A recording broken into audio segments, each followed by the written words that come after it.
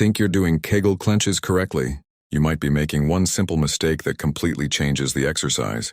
Many people squeeze their glutes, tighten their stomach, hold their breath, and think that harder means better.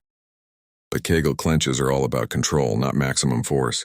So how do you actually perform them correctly? Let's break it down step by step.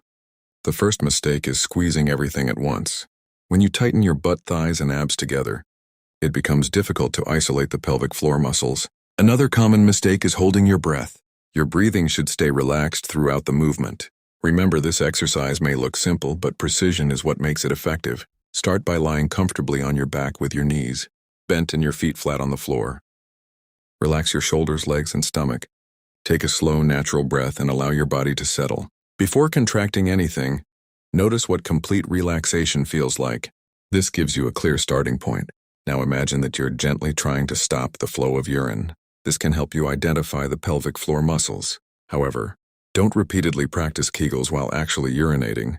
Once you understand the sensation, return to your normal relaxed position. Now perform the Kegel Clench. Gently squeeze and lift the pelvic floor muscles inward and upward. The movement should be controlled and subtle. You shouldn't need to squeeze your buttocks or thighs. Hold the contraction for about 3 to 5 seconds while breathing normally. Then slowly release and completely relax.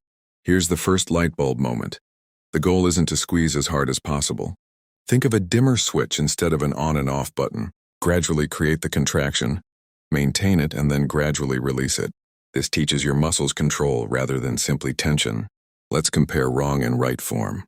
With incorrect form, you may notice your buttocks clenching, thighs tightening, stomach pulling in aggressively, shoulders becoming tense, or your breath stopping.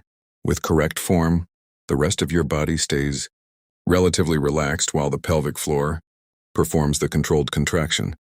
And don't underestimate the relaxation phase. After every squeeze, allow the pelvic floor to completely relax before the next repetition. Imagine tightening a drawstring gently and then letting it loosen again. Both parts of the movement matter. Once you can perform the basic version comfortably, add breathing coordination. Breathe naturally and gently contract during the movement. Keep your breathing smooth instead of bracing your entire body. This helps you practice better coordination and prevents unnecessary tension. You can begin with several controlled repetitions, focusing on quality rather than quantity. If you notice that your technique becomes sloppy, your glutes start taking over, or you can't relax afterward, take a break. More repetitions are not always better. Your goal is to build control gradually. As you improve, you can practice Kegel Clenches while sitting and eventually standing. These positions require more awareness, because it's easier to accidentally involve other muscles. But don't rush into advanced variations.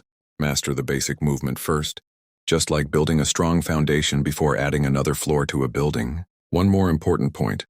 Kegels aren't about staying clenched all day. Your pelvic floor needs to contract and relax. Constantly squeezing can create unnecessary tension. The real skill is knowing when to activate and when to let go. So let's put it all together.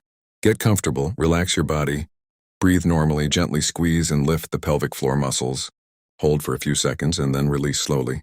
Keep your glutes, thighs, and stomach relaxed as much as possible. Every repetition should feel controlled rather than forced. Now try 5 perfect Kegel Clenches. Don't rush. Focus on a gentle contraction, steady breathing, and complete relaxation after every repetition. If you can perform 5 clean reps without involving your entire body, you're already improving your technique. Remember, the goal isn't simply to squeeze harder. It's to develop control awareness and the ability to contract and relax the pelvic floor muscles properly. Start slowly, practice consistently, and focus on quality over quantity. Small, controlled movements can make a big difference when you perform them correctly.